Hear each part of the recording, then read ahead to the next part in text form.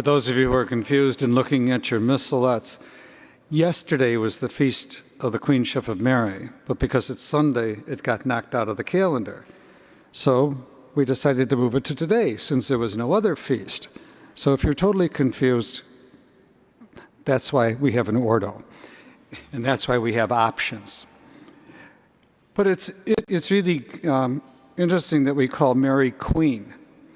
I'm sure when we think of Queen, we think of like Elizabeth and Catherine the Great and some of the other monarchs who have served their countries over the years.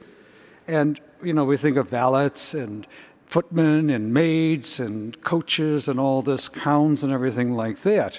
So our image of a queen is not quite what the image that Mary wishes to present, or even the church which wishes to present about Mary.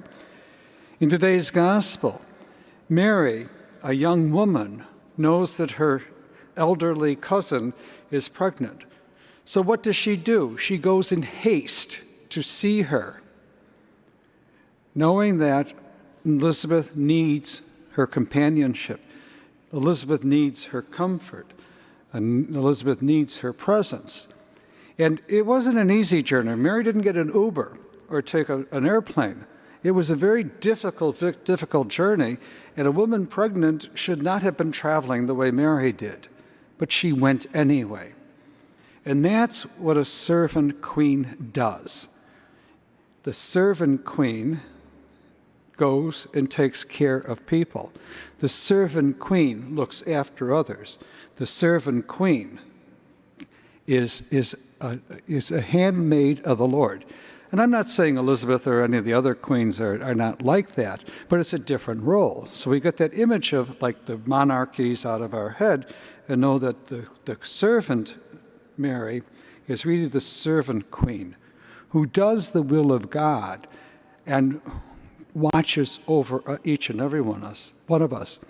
So we are called to be servant king as Jesus is, and servant queen as Mary is, and serve the needs of all God's people. Hello, OLPH. My name is Mary Lynn Januszewski, and I'm the Director of Finance and Operations at Our Lady of Perpetual Help Parish in Glenview, Illinois. And this message comes to you with heartfelt gratitude and thanks for your ongoing generosity and support of OLPH Parish.